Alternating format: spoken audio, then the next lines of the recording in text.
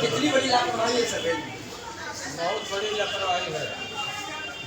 मरे हुए लोगों के आत्मा को भगवान शांति दे और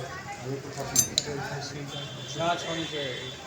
पूरा लापरवाही हो रहा है देश में नरेंद्र मोदी के हाथ में, कोई ध्यान नहीं। सर कितनी बड़ी लापरवाही है सर? बहुत बड़ी लापरवाही है।